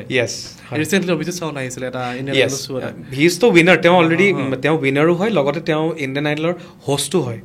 মানে হোষ্টিঙো কৰি আছিলে আধা হোষ্টিং হেৰিয়ে কৰিছে আমাৰ উদিত নাৰায়ণৰ পুতেকে কৰিছে আদিত্য নাৰায়ণ আৰু আধা চেং মোৰ ফ্ৰেণ্ড ইণ্ডিয়ান আইডলৰ ফ্ৰেণ্ড মায়াং চেং তো চেং আৰু অভিজিত সাৱন্তে কৰে চ' তেনেকুৱা আমাৰ তেওঁলোকৰ লগত গোটেই ভাল এটা সম্পৰ্ক আছে চ' মুম্বাইত গ'লে বা অসমত আহিলে গুৱাহাটীত আহিলে মই আমাৰ থলুৱা খাদ্য সম্ভাৰত লৈ যাওঁ নিজেও খানা বনাই ভাল পাওঁ মোৰ হাতেৰে অসমীয়া খানা খাওঁ চ' সেইবিলাক আমাৰ জলচা মানে তেওঁলোকৰ লগত টাচত আছে আৰু মানে কেনেকুৱা হয় তেওঁলোকে নাই চেং বাৰু এতিয়াতো বলিউডৰ তেওঁতো বলিউডৰ এজন মানে এক্টৰ বুলিয়ে ক'ম, এজন এষ্টাব্লিছ প্ৰতিষ্ঠিত তেওঁ এজন অভিনেতাই হৈ গ'ল, গানতকৈও বেছি তেওঁ অভিনয় কৰে এতিয়া। খুব ভাল সম্পৰ্ক চবৰ লগতে। আৰু ৰিচেণ্টলি হেৰিত ভইচ দিছিলে মুফাছাখনত। য়েছ। চ' আল্টিমেটলি মোৰ চবৰ লগত মোৰ ভাল, কাৰণ তেনেকুৱা একো নাই। আৰু তেওঁলোকেও এতিয়াও লগ পালে কয় যে পদ্মনাভ, আমাৰ এতিয়াও মনত আছে যে কি গাইছিলা তুমি। আৰু তেওঁলোকে মানে ক'ৰবাত নে ক'ৰবাত, যদিও মই অসমৰ হয়, তেওঁলোকে সেই ৰেচপেক্টটো দিছে যে এনেকুৱা অৱহেলিত কৰা নাই যে অসমৰ হয় তাৰ পৰা মই কি কৰিম, কিন্তু মানে এই ৰেচপেক্ট দিছে যে অসমৰ হয়, শাস্ত্ৰীয় সংগীতৰ অধ্যয়ন কৰি মুম্বাইত গৈ পেলাই বাকীবিলাকৰ লগত কম্পিট কৰিছে, গতিকে সেই তেওঁলোকে মোক এই ৰেচপেক্টটো দিয়ে। সেইটো কাৰণে ভাল লাগে, কাৰণ তেওঁলোকৰ পৰা মই বহুত শিকিছোঁ। আৰু ক'ৰবাত কেতিয়াবা যে হিন্দীটোত এতিয়া এনেকুৱা নহয় যে মোৰ হিন্দীয়ে যে পাৰফেক্ট হ'ব বুলি মানে নাই, মই চেষ্টাহে কৰোঁ। এতিয়া তেওঁলোকে কয় যে মানে বাকী বহুতত কয়, মানে তেওঁলোকে কয় যে যিখিনি হিন্দী ভাষীও আছে, তেওঁ কয় যে ইয়াৰ লগত কথা পাতিলে নালাগে যে যে মানে ইয়াৰ যে এটা বেলেগ ছাইডো আছে, অসমীয়া ছাইড এটা আছে। চ' সেই তেওঁলোকে এনকাৰেজ কৰে, তেওঁলোকে ভাল পায়। ৰিচেণ্টলি মই এটা সুনিধি চৌহানৰ এটা পডকাষ্ট চাইছিলোঁ।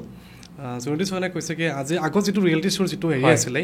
ভাইব আছিলে, আজিকালি কমপ্লিট অপজিট হৈছে। এতিয়া মানে সেই ভাইব নাই, এতিয়া সেই ৰিয়েলিটিও নাই, এতিয়া কমপ্লিটলি ফেক্সো হৈ গৈছে লাহে লাহে। তাৰমানে এটা কথা হয় যে যিমান টেকন'লজি বাঢ়ি গৈ আছে, আজি ধৰা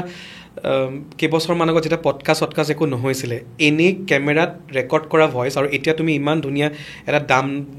দামী এটা মাইকত তুমি এতিয়া মোৰ কথাখিনি ৰেকৰ্ড কৰি আছা, এইটোৰ মাজত পাৰ্থক্য আহে। কিন্তু আল্টিমেটলি তুমি কি কৈ আছা, কি গাই আছা, সেইটোকতো চেঞ্জ কৰিব নোৱাৰা। তো ন' ডাউট কণ্টেষ্টেণ্টছ এতিয়াও এক্সিলেণ্ট, সাংঘাতিক ভাল গায়। ইনফেক্ট আমাৰ আজিৰ পৰা 18 বছৰ আগত আমি যিখিনি ভাল গোৱা কণ্টেষ্টেণ্ট আছিলে, তাতোকৈ এতিয়া ভাল গোৱা কণ্টেষ্টেণ্ট আছে। কিন্তু এটা কথা কৈছে যে যিটো এতিয়া আমি হাৰা জিকা, এতিয়া কোনোবাই জিকি গ'ল ইণ্টাৰনেটত আজিৰ তাৰিখত, তাতে অলপমান মানে কিবা থাকে। সেইটোত কৰে, সেইটো যিটো সুনিধি চৌহানে তেখেতেও কৈছিলে যে কি হয়, কিছুমান বস্তু স্ক্ৰিপ্টেড থাকে। যে ধৰক এতিয়া ধৰা মই আজি তুমি এজন কণ্টেষ্টেণ্ট, মই ধৰা জাজ, মই ভাবি ল'লোঁ যে দীপাংকৰ ভাল গাই আছে, চ' তোমাক যদি আউট কৰিব লগা থাকে, তুমি ভাল গালে তোমাক আউট কৰিবই। সেইটো এটা স্ক্ৰিপ্ট, সেইটো তেওঁলোকৰ TRP মতে কেনেকৈ কাৰণ মানুহ আনএক্সপেক্টেডটো দেখালেহে মানুহে চাঞ্চল্যৰ সৃষ্টি হৈ চাব। সেইটো নাছিলে, কিন্তু আমাৰ সময়তো আছিলে বস্তুটো, আমাৰ সময়তো আছিলে, কিন্তু সেইটো ইমান পৰ্যায়ত নাছিলে। আমাৰ ইম'চনবোৰ তেতিয়া খুব নেচাৰেল, এতিয়াও ইম'চন নেচাৰেল। খালি আৰু এটা কথা হয় যে আগতে আমি গান গালে চাবাচোন, তুমি ইউটিউবত চেক কৰি আমাৰ গানবোৰ চাবা, তাতে সুৰ ক'ৰবাত ইফাল হৈ যায়। কিয় হয়, আমি নেচাৰেলি লাইভত গাই আছোঁ। এতিয়াও লাইভ গায়, কিন্তু লাইভ গোৱাৰ পিছত ষ্টুডিঅ'ত গৈ পেলাই পকুৱাই দিয়ে। ভইচবোৰ বেছি পাৰফেক্ট, ইমান পাৰফেক্ট নহয় গাওঁতে। মানুহৰতো ক'ৰবাত ইফাল হ'বই। এইটো গলাটো এইটো বায়'লজিকেল বস্তু ন, ইনষ্ট্ৰুমেণ্ট নহয় ন, এইটো ইলেক্ট্ৰনিক নহয়, এইটো এটা নৰ্মেল বস্তু, এটা নেচাৰেল ইনষ্ট্ৰুমেণ্ট। তো সেইটো থাকে। আৰু তুমি যে মোৰ বম্বেৰ যিটো কামৰ কথা কৈছিলা, একদম ৰিচেণ্টলি এটা ভাল খবৰ যে মই যোৱা বছৰ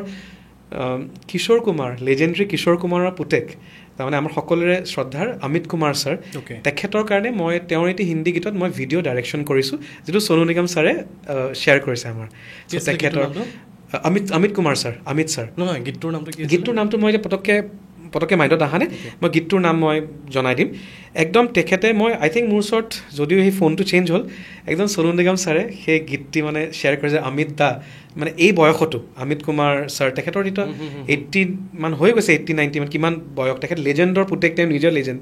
তো সেই এটা খুব ভাল কাম, যিটো মানে ঘপককৈ মাত্ৰ মই কৈ থাকোঁতে সুনিধি চৌহানৰ কথা কৈ থাকোঁতে মোৰ মনত পৰিলে। চ' সেইবোৰ চলি আছে, তেনেকৈ মোৰ বম্বেৰ কানেকশ্যনটো তেনেকৈ চলি আছে। এতিয়াও যাওক আৰু অলপ কাম কৰক একদম। আৰু সেইটো কাৰণে কি হয়, এটা বস্তু মই মন কৰোঁ, ঠিক আছে হয় কেতিয়াবা কিবা ভুল হ'লে মানুহে ভুলটো দেখাই দিব, কিন্তু এই নিজৰ যিসকল সন্তান, অসমীয়াটো আমি সকলো, আজি মই ৰিয়ান পৰাগৰ কথাই কওঁ, আমাৰ অসমীয়া সন্তান কেইজনে পাইছে সেই মঞ্চখন, মোক একদম নিজে কোৱাচোন। আজি এই যিকেইজনে ৰিয়ান পৰাগক ইমান অহংকাৰী, তই বেয়া, তই অমুক, কিয় আমি কেঁকুৰা জাতিৰ নিদৰ্শন কেলৈ দি আছোঁ? আমি আজি যিসকলে ৰাষ্ট্ৰীয় প্ৰেক্ষাপটত যাওক, গানতে হওক, নাচতে হওক বা ক্ৰিকেটতে হওক, যিহতে নহওক, কিমান কষ্ট কৰি, কিমান ষ্ট্ৰাগল, কিমান পলিটিক্স মানে নেওচি সেই জেগাত পায়গৈ, যোৱাজনেহে গম পায়।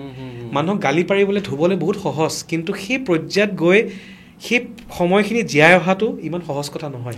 গতিকে মই এইটোৱে অনুৰোধ তোমাৰ পডকাষ্টৰ জৰিয়তে যে সমালোচনা কৰক, মানুহ হিচাপে ভুল চবৰে হয়, কিন্তু ভুলৰ আঁৰত মানুহক পাৰ্চনেল এটেক কৰাটো আৰু বেয়া গালি গালজ কৰাটো সমাজত যি অসভ্যালি চলি আছে, সেইটো কমাওক। আৰু যদি নিজৰ ভাষাৰ, নিজৰ জাতিৰ ল'ৰা যদি আগবাঢ়িছে তেওঁক এনকাৰেজ কৰক হয় বেয়া কিবা হ'লে সেইটো শুধৰাই দিয়ক কিন্তু যদি বাহিৰত যিখিনি ভাল কাম কৰিছে তেওঁক যাতে তল নেপেলায় কাৰণ সেই এনকাৰেজমেণ্টবিলাকে যিটো তুমি মোক ক'লা যে আগবাঢ়ি যাওক আৰু ভাল কাম কৰক সেইটো ক'লেহে আৰু ভাল কাম কৰিবলৈ মন যাব যেতিয়া চবেই বেয়া বেয়াকৈ কৈ থাকিব তো সেইটো হ'লে ক'ৰবাত নহয় ক'ৰবাত যদিও মই মেণ্টেলি ষ্ট্ৰং যদিও ৰিয়ান পৰাগ মেণ্টেলি সাংঘাতিক ষ্ট্ৰং কাৰণ আমি আমাৰ কামৰ ওপৰত আমাৰ বহুত ভৰসা আছে কৰ্ম কৰি গৈছোঁ কষ্ট কৰিছোঁ কাৰো 2 নম্বৰী কৰি আজিলৈকে ছিংগাৰ হোৱা নাই কোনো কথাতে কাৰো আগত হাত পাতা নাই নিজৰ কষ্ট হিট হ'লেও নিজে লৈছোঁ ফ্লপ হ'লেও নিজে লৈছোঁ আৰু এটাই কষ্ট যে যেনেকৈ ৰিয়ানহঁতে দিনে ৰাতিয়ে প্ৰশিক্ষণ লৈছে মই দিনে ৰাতিয়ে প্ৰশিক্ষণ লৈছোঁ মানে শিকি আছোঁ এতিয়াও এজন ছাত্ৰ মই মানে স্পৰ্টছমেন স্পিৰিট চাবাচোন এজন খেলুৱৈ কেতিয়াও নিজৰ প্ৰেক্টিছ কৰাৰ পৰা অব্যাহতি লয় নেকি ৰিটায়াৰমেণ্ট লোৱালৈকে নলয় ডেইলি প্ৰেক্টিছ কৰে চিমিলাৰলি মোৰ এনেকুৱা নহয় যে এটা গান হিট হ'ল মই কালিৰ পৰা গান প্ৰেক্টিছ কৰা পাহৰি গ'লোঁ মোৰ গান হিট ফ্লপৰ লগত মতলব নাই মই ডেইলি নিজৰ কাৰণে মানে সাধনা কৰি গৈ আছোঁ কনচিষ্টেঞ্চি এবছলিউটলি এটা কথা মই লাষ্টত জানিব বিচাৰিছোঁ আপুনি নিজেও সংগীত প্ৰশিক্ষণ দিয়ে আপোনাৰ ষ্টুডেণ্ট কিমান আছে বৰ্তমান আপোনাৰ কি স্কুল আছে মোৰ স্কুল নাই মই ইণ্ডিভিজুৱেলি শিকাওঁ মোৰ আচলতে আগতে মৰিগাঁৱত এখন স্কুল আছিলে তাতে লকডাউনৰ আগত তাতে বহুত প্ৰায় 100মান ষ্টুডেণ্টক মই শিকাব গৈছিলোঁ এভৰি ছানডে আৰু মৰিগাঁও অঞ্চলটোত সেই নগাঁও মৰিগাঁও সোণাপুৰ ওচৰৰ অঞ্চলৰ পৰা ইমান ভাল ভাল মানে ষ্টুডেণ্টছ আহে খালি দুৰ্ভাগ্যক্ৰমে এতিয়া মই তেওঁলোকৰ তাত যাব পৰা নাই কিন্তু মোৰ ঘৰতে আহে প্ৰত্যেক শনিবাৰ দেওবাৰে মই ইণ্ডিভিজুৱেলি তেওঁলোকক ক্লাছ কৰাওঁ খুব কম সংখ্যক মই ষ্টুডেণ্টছ লৈছোঁ কাৰণ বহুত হৈ গ'লেও কোৱালিটিটো ক'ৰবাত মাৰ খাই যায় মোৰ উদ্দেশ্যটো পইচাৰ নহয় মোৰ উদ্দেশ্যটো প্ৰত্যেক বছৰে যদি মই ভাল ভাল এজন ষ্টুডেণ্ট ষ্টেট লেভেলে হওক নেশ্যনেল লেভেলে হওক ইণ্টাৰনেশ্যনেল লেভেল হওক মই যদি ওলাই দিব পাৰোঁ সেইটোৱে মোৰ কাৰণে এটা ভাল মানে কি বুলি ক'ম ৰিজাল্ট সেইটোৱে চ' একদম একেবাৰে লাষ্টত মোৰ এটা কুৱেশ্যন এই যিটো কৰ কৰো লাগে গীতটোৰ এই যিটো কৰ কৰো শব্দটো এখন বিতৰ্ক হ'ল নেক্সট টাইম আপুনি যেতিয়া গান নিজে গীত উলিয়াব বা আনৰ দ্বাৰাই গীত বা আনৰ দ্বাৰা গীত ল'ম অলপ সেইটো কনচাৰ্ণ হ'ম বুলি ভাবেনে এতিয়া ভাবিছেনে মই মানে কি হয় লাইফত প্ৰত্যেকটো বস্তুৰ এটা এটা সোৱাদ ল'ব লাগে যে সোৱাদ মানে কেনেকুৱা যে সদায় এতিয়া যোৱা 18টা বছৰ সদায়তো মোক মানুহে মানে অকল প্ৰশংসা আজিলৈকেতো এটা গালি নাছিলে এইটো তোমালোকেও প্ৰত্যক্ষদৰ্শী এই যে যোৱা 10-15 দিনত যিটো এটা প্ৰৱণতা হৈছে মোৰ মতে প্ৰত্যেকটো সোৱাদ লোৱাটো উচিত কাৰণ কি হয় মই চব বস্তু পজিটিভলি লওঁ যদিও কিবা ভুল থাকিব পাৰে তাৰ পৰা শিকিম আৰু ভুল নাথাকিলেও মই জোৰ জবস্তি ভুল হোৱা বুলিও নকওঁ কিন্তু এই যে এনেকুৱা নহয় যে লাইফত অকল তোমাক ভালেই ক'ব বেয়া কোৱা মানুহ থাকিব গতিকে এই ইনচিডেণ্টটো হোৱাৰ পৰা মই আৰু বেছি সাহসী হৈ গ'লোঁ এতিয়া মোৰ আৰু ভাল আৰু বেয়া তাৰমানে যিটো শব্দ এটা দুটা একচেপ্ট মানে কি হয় এইটো আমি আধ্যাত্মিক দিশত এইটো কথা এটা কয় স্থিতপ্ৰজ্ঞ মানে সুখত মই বেছি সুখী হৈও উৰি নাযাওঁ আৰু দুখত মই বেছি দুখী হৈও মানে দুখতো মই বেছি ভাঙি নপৰোঁ আৰু এই স্থিতপ্ৰজ্ঞ মুখেৰে কোৱাটো বহুত সহজ কিন্তু হাতে কামে কাৰুকাৰ্য কৰাটো বহুত টান এই 10 দিনৰ ভিতৰতে মই গম পাইছোঁ যে মই অলপ হ'লেও পাৰিছোঁ কাৰণ মই আগতে খুব ৰিয়েক্ট কৰোঁ কথাত মই ৰিয়েক্ট নকৰোঁ কাৰণ ভাল ক'লেতো এনেকুৱা লাগে ন বাহ তোমাক আজি দীপাংকৰ তুমি ভালেই ভাল হঠাৎ তোমাক কোনোবা এটা বেয়া বুলি কওকচোন মানুহ কপি যায় কিন্তু এতিয়া মোৰ এনেকুৱা হৈছে ভগৱানে যি কৰে আচলতে মই এই যিগৰাকী মানুহে মোক মানে যিটো তেওঁ পাৰ্চনেল এটেক কৰিব বিচাৰিছিল কাৰণ তেওঁক পপুলাৰিটি লাগে দেই চিধা কথা তেখেতক পপুলাৰিটি লাগে কিন্তু মই আজি এই পডকাষ্টৰ পৰা তেওঁক ধন্যবাদ দিম মোৰ তেওঁৰ প্ৰতি কোনো বেয়া ভাৱে নাই তেওঁ যদিও মোক হিংসা কৰক কিবা কৰক ইয়াক ফালিম কিবা কৰিম মোৰ অকণমানো সময় নাই বেয়া ভাবিবলৈ কিন্তু মই তেওঁক আজি এই পডকাষ্টৰ পৰা থেংক ইউ কৰিম কাৰণ তেখেতে আকৌ মোক আৰু এটা দিশ মই আগতে যদি খুব শক্তিশালী বা ষ্ট্ৰং মাইণ্ডত আছিলোঁ এতিয়া আৰু বেছি শক্তিশালী হৈ গ'লোঁ তো সেইকাৰণে ভৱিষ্যতেও মই যেতিয়া কিবা গান কৰিম তাৰে নামাকৰণ কৰিম ডেফিনেটলি মই চাই চিতি নিজৰ কামবোৰ কৰি যাম অ'কে চ' পদ্মনাভ দা থেংক ইউ আপুনি আহিলে আৰু আজি কথা পাতি যথেষ্টখিনি ভাল লাগিলে থেংক ইউ ছ' মাছ আৰু অনাগত সময়তো আপোনাৰ সৈতে এনেকৈ কথা পাতিব পাৰিম থেংক ইউ আশা কৰিছোঁ আৰু আপোনাৰ কেনেকুৱা লাগিলে কথা পাতি দীপাংকৰ মোক সঁচাকৈ খুব ভাল লাগিছে আৰু মানে তুমিও যি ৱেত মোক প্ৰশ্নখিনি উত্থাপন কৰিছা তোমাৰ হৈ বা যিখিনি সচেতন মহল আছে বা যিখিনি অসচেতন মহল প্ৰত্যেকৰ তুমি ইমান ধুনীয়াকৈ এজ এ ৰিপ্ৰেজেণ্টেটিভ হৈ পেলাই মোক যিখিনি প্ৰশ্ন আজি উত্থাপন কৰিলা তাৰ বাবে মই অশেষ ধন্যবাদ দিছোঁ আৰু মোৰ এনেকুৱা লাগি আছে যে তুমি খুব আধ্যাত্মিকভাৱে মানুহজন মানে ক'ৰবাত নহয় ক'ৰবাত যেন ইনক্লাইণ্ড বিকজ তোমাৰো প্ৰশ্ন সোধাৰ যিটো ধৰণ তাতে এটা মানে ডেফ্ট আছে গতিকে এনেই ভুল মানুহৰ হ'ব পাৰে দোষাৰোপ কৰাটো মানে জাষ্ট মই তোমাক গালি গালাজ কৰিলে মই ডাঙৰ মানুহ হৈ নাযাওঁ দেৰ is a way to talk আৰু পৃথিৱীত চবফালে হিংসা হত্যা খালি বেয়াই সেই বেয়াৰ মাজত যে আমি ভালখিনি চোৱাৰো যিটো দৃষ্টিভংগী সেইটো মই ক'ৰবাত নহয় ক'ৰবাত আজি তোমাৰ পডকাষ্টত আহি পেলাই মই এইটো অনুভৱ কৰিছোঁ so' thank you so' much thank you coming for আৰু আশা কৰিছোঁ আকৌ কেতিয়াবা লগ পাম আৰু মই আজি এটা পজিটিভ নোট লৈছোঁ যে ফুলফিল ইয়ৰ ড্ৰিম চ' আজি আৰু মই যাতে মোৰ ড্ৰিমছবোৰ বা দীপাংকৰ ড্ৰিমছবোৰ বা আপোনালোকে সকলোৱে নিজৰ ড্ৰিমবোৰ যাতে ফুলফিল কৰে চ' তাৰে আজি এই অনুষ্ঠানৰ পৰা মেনিফেষ্ট কৰিলোঁ আৰু কামনা কৰিলোঁ আৰে মই সদায় মেনিফেষ্ট কৰোঁ থেংক ইউ